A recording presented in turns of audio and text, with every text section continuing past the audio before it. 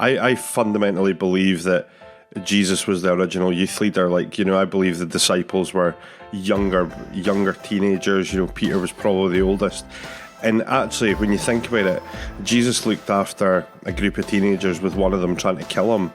And that's like every youth group I've ever been a part of, So I think, he set the standard high.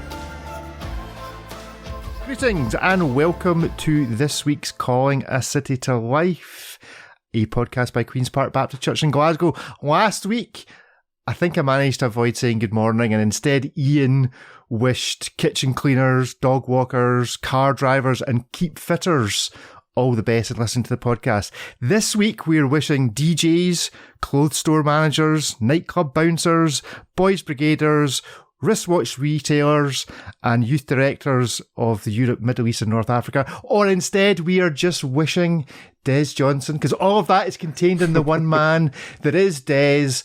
Good morning, Dez. How are you? Morning, guys. How are you? Doing well, thank you. Very well. We're joined by Brodie. Good morning. Good morning, Richard. Morning, everyone. And Jackie. Good morning. Okay, hello, but you sort of sounded disappointed by the time you got to me. No, it just took a lot of effort to write all that. I'm glad you're here, Jackie. Oh, thanks, Dez. I appreciate it. You and Dez are new best pals after you gave him a cracking introduction on Sunday, at which you covered the fact that he had the longest business card title in living history. Dez, why don't we start by just establishing who you are and what you do to live, thrive and survive? That's a very big question, but yeah, I'm the youth director. Well, I'm the Alpha Youth Director for Europe, the Middle East and North Africa, but I'm also the Boys Brigade President for the UK and the Republic of Ireland. As a fellow Queen's Badger, I'm a big fan. Yeah, I would love to say that I have any badges, but I went to Boys Brigade once and got told not to come back. So the fact that I've made it the president is, I don't know if it's an indication of how good or bad our systems are. Dare I say, this almost feels like a Donald Trump moment, like no experience necessary to be the most powerful, no experience was necessary to be the president of the Boys Brigade. Absolutely, yeah, but it didn't cost me $500 million. They came and asked me, so that was quite nice. And he had integrity doing it. Yeah, I would also like to think that I'm slightly better at it than Donald Trump was, but him being the president. But I never know. We'll judge that in 10 years' time. That's as far as we'll delve into politics on this given day. So, what I want to know is, where does North Africa stop and Southern Africa start? Yeah, that's a good question. So we would regard it as sub-Saharan Africa. So the Sahara acts as a nice wee barrier kind of thing. So anything that's touching the Mediterranean is kind of ours. But it's when you start trying to get your head into the region, it's crazy because you go from Iceland and you go all the way to the Stans. Mm-hmm. And kind of it's a fair chunk of the map when you look at it. So does this mean you've had to apply and get a new passport so that you've got all the pages necessary for everything you need? Well, it's so true. I actually had to get a new passport last year, and I actually got the fat passport, with all the extra pages. Everything has to get stamped now. So my last passport filled up, and genuinely I had like a James Bond, like, oh hello, I had all these stamps all over it. It felt quite amazing, but yeah, it wasn't until I had to pay for a new passport. Yeah. Best passport experience travelling into one of the countries that you've been visiting? I think possibly the best one was when I arrived into Dubai and the guy asked what I was there for, and I was like, oh, I'm here for a conference. And he went, all right, okay. He was like, what type of conference? Tech, music? I was like, oh, it's a Christian conference. And he just looked me up and down and went, okay, and then just stamped my passport, but you could tell he wasn't convinced. I was waiting to get pulled off to the side just after, but thankfully they let me through. Good stuff. Brodie, you're well travelled, are you not? No, I'm not very You're not well travelled. No, you're not well. You don't deserve it. You don't deserve a thick passport yet. No, not been that many places. Been places that perhaps are unusual to go to, but not been that many places. Most unusual destination? Went to Nepal on honeymoon. On honeymoon? Yeah. Excellent. Oh, well. And, it wasn't very luxurious. I was going to say. Good stuff. Well, Jack, I don't think we're not that well travelled. We travel a bit, but it's not as extensive as Dez or even Brodie, where we go. So looking after the youth for Alpha, is that particularly different experience than, I don't know, looking after the non-youth? Yes and no.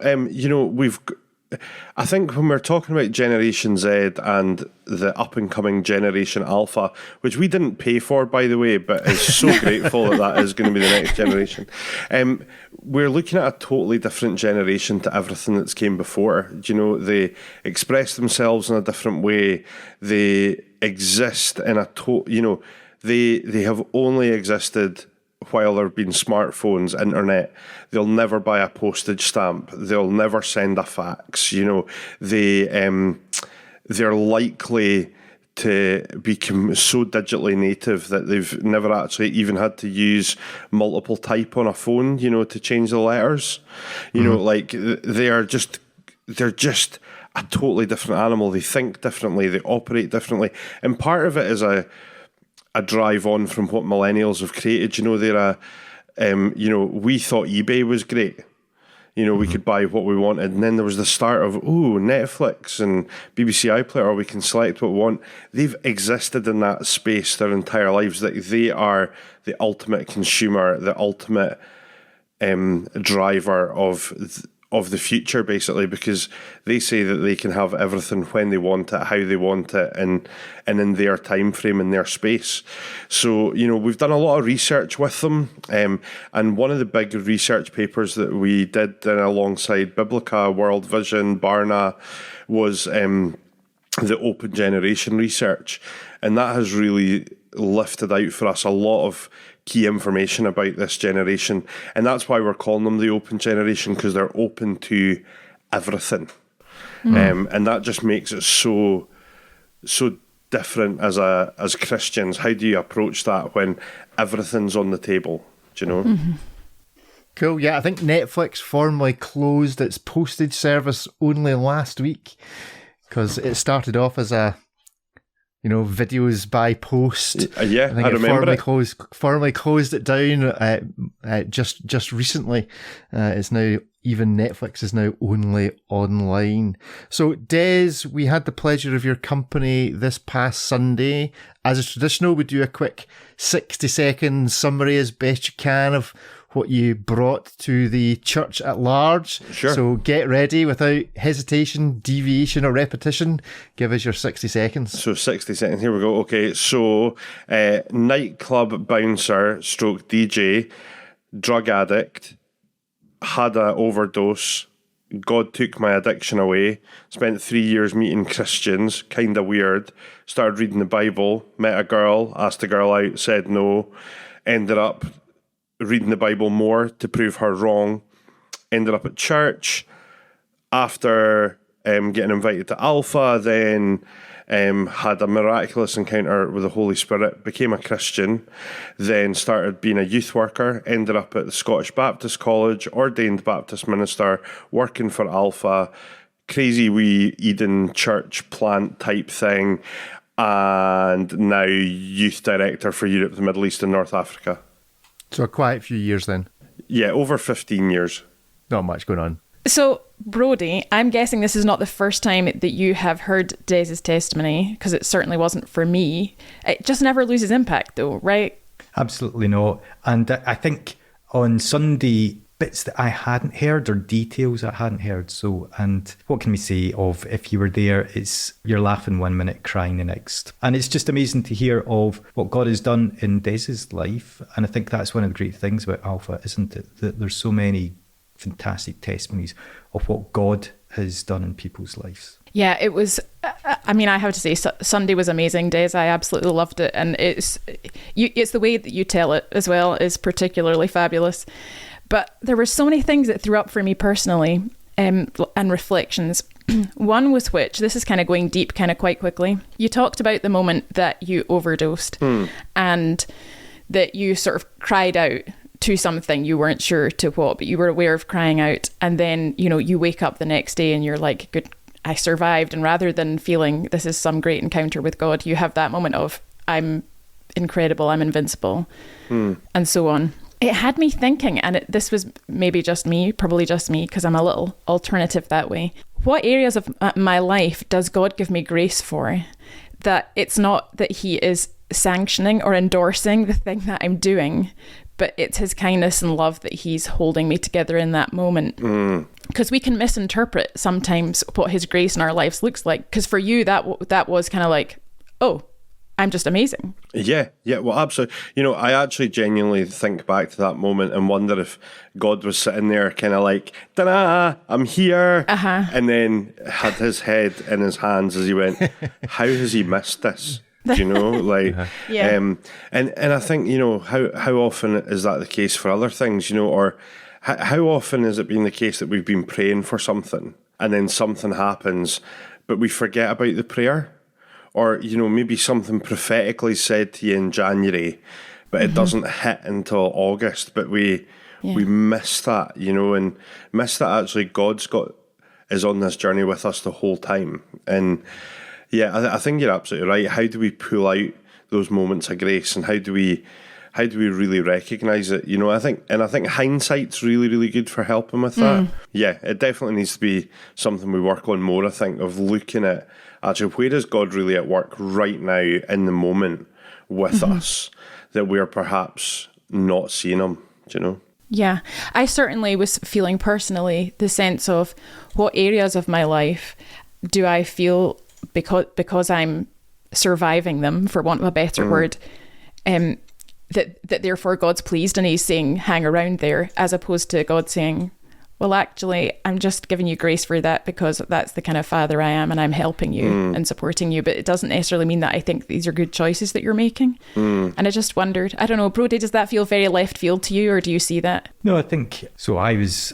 this morning thinking about preaching this Sunday. And it's Revelation 2 and 3, you know, the message to the 7 churches. And you have this picture of stars. And Jesus doesn't just have the stars, but he holds the stars. And that whole idea of us, individually and collective, being held by Jesus is just a really powerful image, but also a powerful truth in our lives. I mean, I grew up in a church where there was a guy in our church who tried suicide 7 times and failed every time. Wow. You know, he once swam a mile out and stood up in a sandbank. And that was it. He thought, I'm giving up this, trying to kill myself. And there was Christians kind of like surrounding him and speaking. Very similar to Dez's kind of like story of just God was holding this guy, which is incredible to think about. Yeah. Well, I also was wondering, Dez, if, you know, as the years pass, do you continue to look back on your story and see God's hand in other places that you hadn't at the time, but that you retrospectively feel like he was protecting you from things or circumstances? Yeah, absolutely. And actually, I think, you know, I'll give you a really good example. I used to attend so in the wee village I grew up at, there was this little youth group, like youth club thing that we all went to because there was nothing else to do. And we used to hang out there. And the couple that ran it were lovely. They were really, really, really nice. Like, just a nice old couple. And you kind of, at the time, were like, why are they here for us?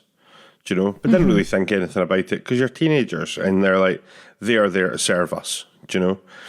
And then I bumped into them a few years ago and realised that they were Christians. And was like, how did I not see that? You know? Yeah. But actually, that was a prime example of God putting people in my path a long time ago and showing me what real community and real love was. Although I never actually knew it, but I knew when I didn't have it. Do you know? So, like, you just kind of wonder, like, actually how much, and, you know, we talk about in, you know, evangelism, we can talk about the Engel scale, you know, this idea that, you know, in Christendom, like in the 50s and stuff, it was 8 points that people could directly reference that would see them come to faith, you know, and a lot of people now would say that's somewhere between 40 and 50 points of connection to see people come to faith because they don't have, the gospel rooted in. They've not been to Sunday school. They're not taught it in school, etc. There's not assemblies. So all of these points stretch it right out. So actually, was that number 27 for me? And actually, as you add on, that it really made a difference further on in my life. Yeah, because you've got to assume that they were praying for you. Oh, absolutely, yeah. Yeah. Well, I think they must have been, because we spent a lot of time throwing darts at each other. So, like they must have been praying for something, I think. probably to get out of there.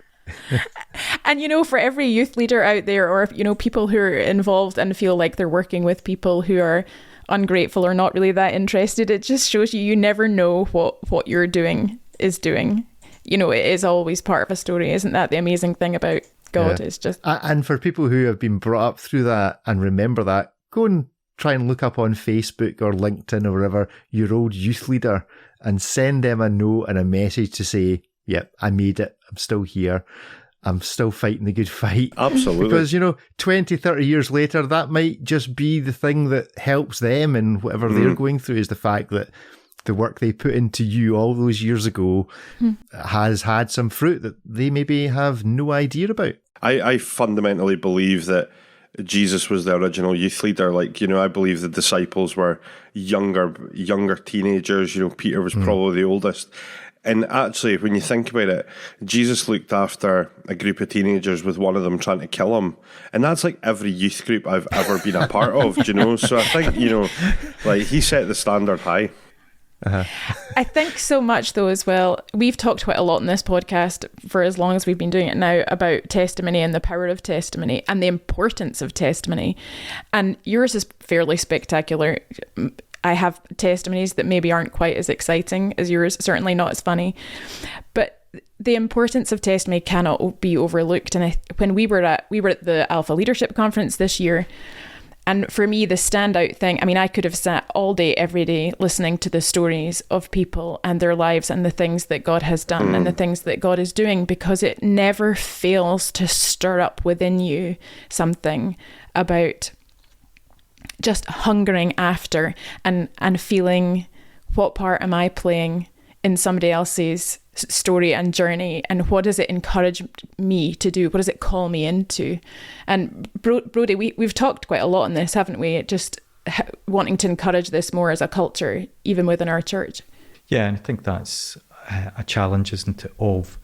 I think in one sense, as Celts, we're storytellers, but our kind of like not wanting to big ourselves up means that sometimes we're shy about saying what's happened in our lives, or to kind of like Dez's point as well about, how did I miss that of youth leaders, of sometimes we're just in such a rush and we don't pause to reflect of, oh, wait a second, God actually answered that prayer, or God did this, and we miss so much of what God is doing. And that's where I love the kind of like the practice of, it's called the examine of at night time, just before you go to sleep. You think back on your day and give thanks for God's presence in it and what he's done. Sometimes I fall asleep quicker than I can remember. But just that practice of, where were you today in my life, God, that I can give you thanks for it. And then the next step is telling somebody else about it and growing in confidence of that, and how to do that naturally. As Des was saying, culture's changed. So even to talk about Jesus dying on the cross, we're going to meet people for whom that means absolutely nothing. So where do we start? And I think we start by genuinely loving people. But yeah, let's when we see each other, use each other as our practice buddies for saying what God is doing in our lives and what we're seeing God doing. Testimony is one of these words that's lost power, I think. Yeah. Because we treat it as this is how I came to faith. I was raised in a Christian home, and it was all 15 years ago or 20 years ago or 50 years ago. But actually, testimony is today. Absolutely. Like literally, just as this podcast started, someone brought me a fresh oat latte. Do you know? that is just a gift from God right there. Do you know? Like, it just, isn't that an inspiration? Do you know? And I know that we shouldn't trivialise, but how many things do we actually miss in a week that, you know, we should be screaming about, we should be celebrating, you know, and telling others? You're absolutely right, Brodie. Yeah. I think on that, I feel sort of compelled to share my mini one from last week, just to give a good example of one. Last week, I was really struggling with something, and I had one of those days last Wednesday where I woke up and there was nothing in me that wanted to worship God. I found connecting with God really difficult. And so I did that thing of making the choice to listen to worship music when I was working. Because I'm working physically, so I'm not having to use my brain. So I'm trying to engage with God that way. And, you know, when you make a choice like that to worship when you don't want to, it feels like it shifts things. And later on that day, I had a series of conversations with different people that were all just God affirming to me something and highlighting to me something and speaking into a situation. And by the end of Thursday, I had so much peace and so much sense that God had been moving and still working even when I felt he hadn't. And I know that sounds like a small example, but it was huge for me last week. And a lot of it felt like the importance of choosing him in a situation when I didn't want to, and choosing to say that he was good even when I didn't feel necessarily that he was. But you're right, Des, I feel like testimonies are all the time, and talking about them is so important. This would probably be a good point at which to say that if you have something that you feel as a listener to this show that would be a benefit for others to hear, a testimony of your own, it can be as significant or insignificant as you think it may be, but it may well be something that really shifts the needle for somebody else, then email office@qpbc.org and we will get a recording, or you can write it in and we'll read it out. So please do send in your own thoughts and testimonies on whatever God is doing with you right now. I find it kind of weird to think that there are now people who, if you say to them crucifixion and resurrection in the UK, genuinely have no idea what you're talking about. You know, I remember 20 years ago, people would be talking about going overseas to unreached people groups who wouldn't know anything about the gospel. It just feels very odd that we are now where we are. Des, Brodie, you're more on the front line of evangelism than I am in terms of people who maybe know absolutely nothing. What stories can you both relate of just coming across youth, kids, adults who this is all just like incredibly good news, incredibly fresh news? I can only imagine what it must be like to know nothing, having been brought up, you know, churchy, to then hear about this stuff for the first time. Yeah, and I think, you know, to be honest, for me, that's largely where I came from when I found faith. You know, I'd heard a few of the stories, you know, at school or whatever, and a bit in RE, but I'd never really engaged with it. But, you know, genuinely, we are meeting people today, you know, young people coming along to Alpha for the first time or speaking to their friends, and they literally have no idea. And, you know, things that we would have always just, you know, you know, I would argue badly said as from preaching, but, you know, oh, you know the story of Martha and Mary, you know, as we know in Noah, you know, as we know, like, no, they don't. Like, they just have no framework, you know, like, even the concept of the Bible, you know, 10 years ago, you could have probably still argued the case that the Bible was a fundamental book that people would know and trust and would say that's a good book. Most of these young people don't even know what a book is these days, so it bears no relevance, you know? Like, the concept is so far removed that of even the fact that the Bible could be 66 books. You know, it's just, there's no knowledge there whatsoever, and it's brilliant. But it also means that we're in a pre-Christian society, not a post-Christian society. So the good news is the good news. And actually, the way that we tell the stories allows us a huge difference. So, for example, you know, the story of Noah, for me, is a really, really interesting one. Because actually, you know, we're dealing with lots of people with mental health issues at the moment. And, you know, could it possibly have been that Noah after seeing everything he had seen, after experiencing everything he had experienced, he then has a moment where he drinks far too much, blacks out. Is he suffering from depression? Is he in a place where things were so dark that he's having to process it, and then he's having to re-find himself with God? Now, I'm not trying to put words into anyone's mouth. I'm not trying to recreate a story that's not there. But actually, that could be an expression of what's going on in the text there. He's in a dark, dark place after seeing the world wiped out. Is that something that we can relate to people today? Absolutely. People are struggling with their mental health. People are in dark places, So the story of Noah can be repositioned to chat about these things in a new way with people, and I think we need to do that a lot with the text, is actually find the narratives that speak to people today, not the narratives that speak to people 20 years ago or 50 years ago. Now, I mean, Alpha has been going on for a number of years. I remember one of the first iterations of it that came to Scotland back in Edinburgh, P's and G's, I think it was. Yeah, 94 or 95, something like that. Yeah, 93, 94. And so how has Alpha changed? Because presumably it has changed in ways that maybe people who did the Alpha course 20 years ago maybe wouldn't recognise now. Yeah, well, we got rid of the flowers. That helped a lot. We bought Nikki a new blue jumper. But I think what's changed is there's a lot of things that have changed, and actually there's things that are changing as we go forward. So we're redeveloping the youth film series at the moment. So the third version of the youth film series is going to come out next year.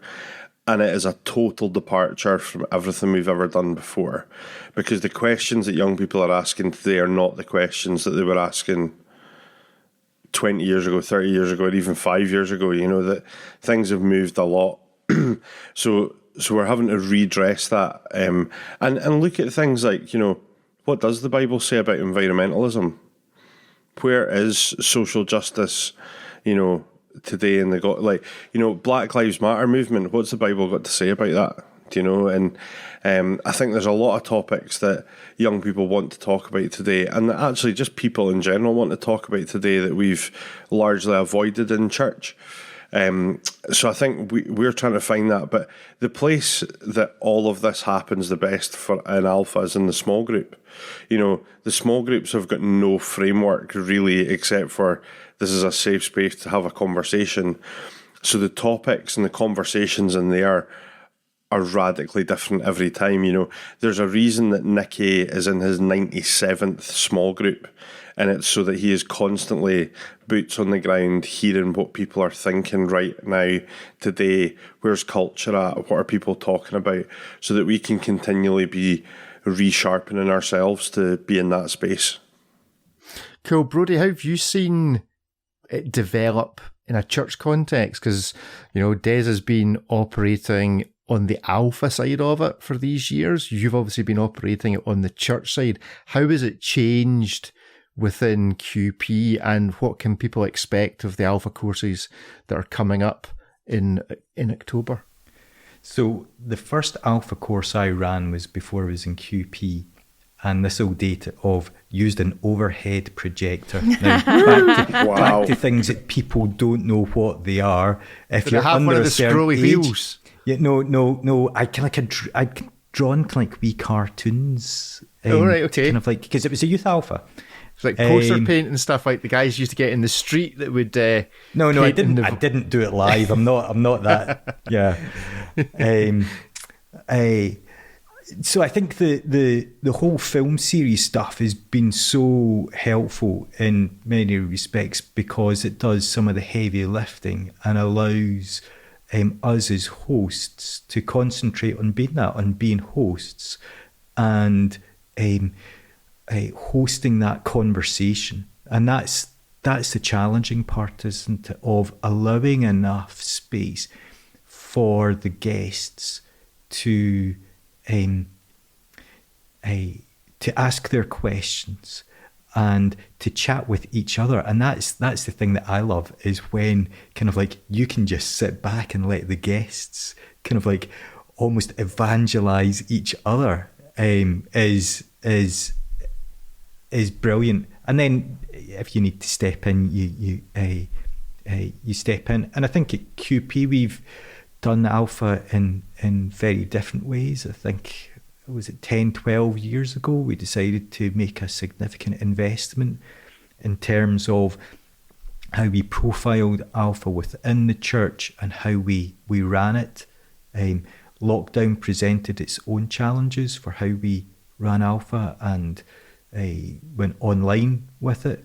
Since lockdown, we've done smaller alphas. So alpha has happened in QP, and most of QP doesn't know that it's happened because we've ran 2 Farsi alphas, which have been really impactful on the lives of the people who've attended. And again, we're now in a season where we're looking to, what does alpha look like post-COVID? For us at QP, it might look different for the guys at Glasgow Elam, or of what does it look for us to do alpha, to do it well, to host it, to create room for the Spirit to work, because that's the key thing in alpha. I don't think anybody's ever been convinced by the alpha course.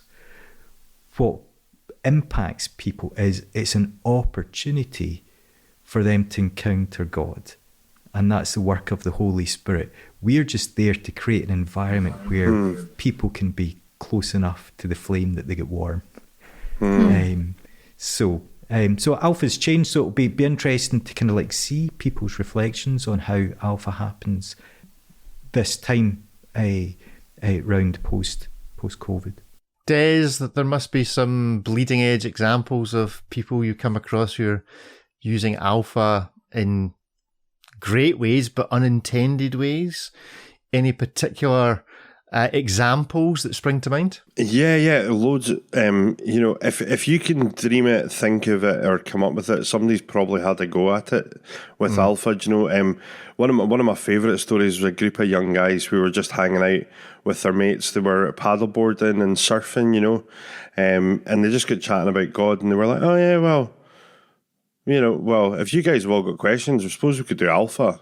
So they would go out, hit the surf, the waves would finish breaking about 10:30, 11, and they were just on iPads, sitting around on the beach, and just play the video. They would all have a chat about it, and then they would go and have lunch after, and it was just the coolest idea, of just, well, here's people, we're with our people, and how can we make alpha work in this place, or we've got some friends that have been trying to do it in the metaverse, so they've actually been running it in VR with some other guys, they're heavy duty gamers.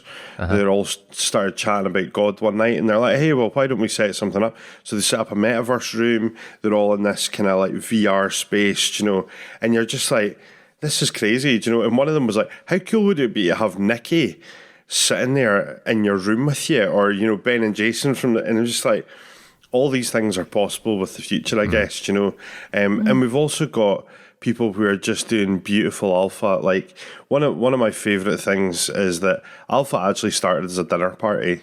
It was designed for 6 people to be in your home, and even when we run these massive alphas, at QP, when you've got 5,000 people there, and you've got all the tables out, and you've got this big banquet happening. Actually, what you have is lots of small tables of alpha. Each one's its own individual thing. So actually, I love hearing about people running it in their homes, just with their friends, and just that organic nature. It just feels it feels to me like, there's just a space for everybody at the table. So just come and find one. Whatever you can dream it, I think there's a space for alpha within it. I run one in a hospital once when I was there with my leg hanging off. With the people in the beds around me, the NHS Captive provided audience. the catering, and I hijacked the TV with an HDMI cable. Excellent. I'm sitting here dreaming of Ski Chalet Alpha. I think that's an untapped, that's definitely an hot untapped. Hot tub alpha is always good. Waterproof iPad. There you go. I think one of the incredible things about alpha is that it's the simplicity of it, which is by far and away its, a unique selling point, for want of a better expression. And what I love about that is that it shows confidence in God. The belief that he in and of himself is more than enough. And as Brodie's already said, with the sort of expression of allowing people to get close enough to the fire so that they can get warm, it is literally, we don't have to arrive with all of the answers, and we don't have to, because I was thinking about this personally, when I think of people that I'm inviting, sometimes I'm guilty of creating the barriers in my own head already and deciding all the reasons why this isn't going to work for them, because they work on a Sunday, and so how would that work? And I don't want to interfere with that, and maybe they're involved with this thing, and I don't know how they would solve that. Whereas the people, the thinking behind Alpha is believing that God is enough in these things, and it's not our responsibility to have all of the answers. And it's just so powerful, and really grabbing hold of that, I think personally for me, even thinking this weekend, is the challenge. Yep, Jackie, one of the stories that came out when we did the online Alpha as Partick, there was one of the guests said, I can't remember which week it was, I think it was pretty close to the end of, I knew about church, I knew about these Christians, I saw that they had something that I wanted, but I didn't know how to get in there. I just needed somebody to ask me. And now that's not true of everybody, because we've all asked people and they've not come. And I think the encouragement there is just keep asking, just keep praying, just keep asking.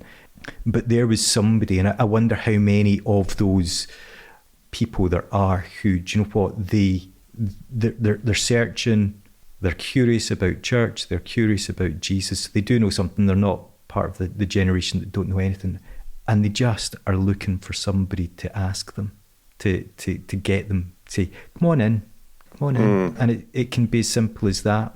And my hunch is we possibly all know somebody like that.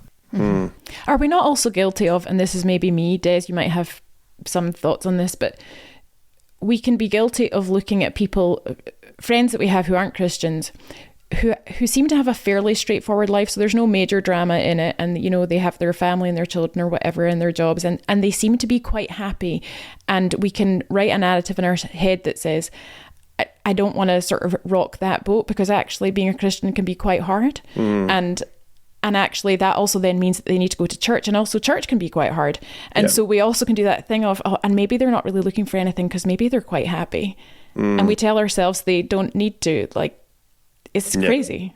Yeah, no, absolutely. I think we're all guilty of doing that, of looking at someone and thinking, nah, they're actually okay, but what is it? The line is there's no atheists in foxholes. When your life's in drama, when your life's, the bombs are going off, then it's easy to find faith. But that isn't necessarily always the best time to find faith. It's actually, like, being prepared for the rough stuff is so much better. Like going to the gym and being able to run 10 miles or whatever is always better before the lion starts chasing you than after. Do you know? So I think we can get into that place, but I also think, how many people do we look at and they seem on the surface to have it all together, but they're actually two mortgage payments away from homelessness. The kids are actually really stressing them out right now, or stuff at work's really, really difficult and chipping away at them, or they're lonely, or they're carrying shame, or, there's so many things that just exist in the background that we don't see and that we put a veil over it. When people looked at my life previously, I seemed okay. I seemed like I had it all together. And I was a terrible addict, and my life was a total disaster, and I hated the person I was becoming. But on the surface, I was happy-go-lucky, and everything was gravy, and I had a nice car, I had a nice job, I had a nice house, everything was fine, But actually, I needed it more than anybody else did at that point. If that hasn't tempted you to either come to an Alpha course yourself, because of course if you're listening to this and you've stumbled across this podcast, or you've been an avid listener for months, you are more than welcome to come along to Queen's Park Baptist Church and inquire about coming on an Alpha course. Or if it's inspired you to invite someone, then if you're at QPBC at any given weekend. There are even little invitation cards you can pick up to make it that smidgen easier to invite someone you know to a course. Let's have one final word. This one's maybe a bit trickier than normal. So I'm just going to leave the floor open to what would you like to say that's not been said. So first up, drum roll. She doesn't look very keen. Oh no, she does. She's putting her hand up. Jackie. Well, I don't want it to be one final word of mine. I want to ask Brodie and Des a question as my one final word. Is that all right? Good. I know That's that breaks fine. with tradition. There are no rules. Well, I wanted to ask, what have you learned about God since being involved with or running alphas? Oh gosh, it silenced them. On you go, Brodie. I think it goes back to something that you said, Jackie, and that is, do you know what? It's about trusting God. We don't need all the answers. Close your ears, Des. We don't actually even need to do alpha terribly well. We could be terrible at doing alpha. But God shows up because God loves people and wants them to be in relationship with him and enter into the fullness of his kingdom. So it's that having not stressing about it. I think one of the worst things we can do, whether either it's kind of like inviting people or when we're hosting alpha, is for us to get all stressed about, feeling the weight of people's eternal destiny on our shoulders. Of actually our confidence is in God, the creator of everything, who loves people. So have confidence in God, trust in him. That's good.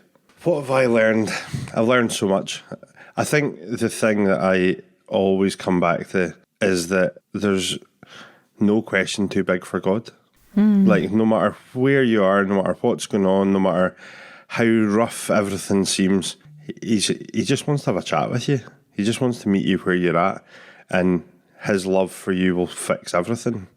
Do you know, I have seen the most disastrous situations resolved through alpha, do you know, and people who just, they've came in and they have nothing, and 10 weeks later they're a different human, do you know, and the only thing that's changed is God's love has been poured upon them, do you know. So I guess hope, is probably the easiest way to sum that up.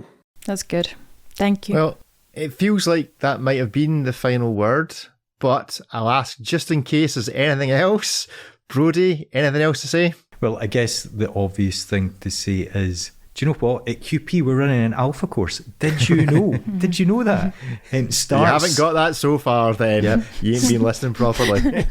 Starts on Wednesday, the 4th of October. It will be in the Camp Hill building. So that's a building that we meet on a Sunday in the large hall, 7 o'clock. Who are you? Pray for it. So if you're not able to go, or you've not been able to invite somebody, or somebody who you've invited this time round has said no, then pray for it, because soaking alpha and praying for the people, praying for the team, that is just so key. But if you are listening to this podcast and you're like, do you know what, I don't really know much about what you guys have been talking about, I want to find out more, then come along. Everybody is welcome. If you are part of QP and a regular listener, then pray about who you're going to invite and just take that step of boldness and saying, hey, we're doing this thing. Would you like to come along? And you get a special prize if you come along to Alpha and say that the reason you're here is because I heard about it in the podcast. I've no idea what the special prize is, but if you say that, we'll make something up. Maybe like a cream egg or something. I'll sort you out. We'll get some Alpha merch for you. There you go. Alpha merch. Baseball caps. See?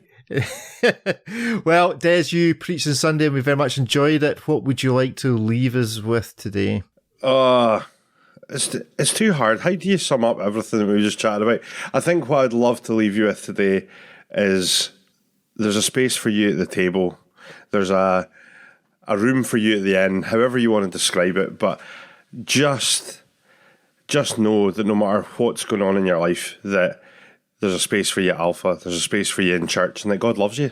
And if you are not local to Queen's Park, then do look up just Alpha the Alpha website, and on there you will see a note of other churches that may be more local to you that are doing the course, and you can go along there. And do keep in touch. Tell us that you went along somewhere else. Give us some feedback. office@qpbc.org. That's all from us this week. We may be speaking to Dez's boss's boss at some point in the near future, so listen out for that. And yes, Mr. G, the G-Man, he'll appear blue jumper clad with his V-neck or his turtleneck or whatever it is he always wears in a future episode, so listen out for that coming up soon. But thanks for joining us, and thank you, Des, for joining us. No, thank you. Bye, It was a pleasure to hang, guys. Cheerio. Bye. Bye.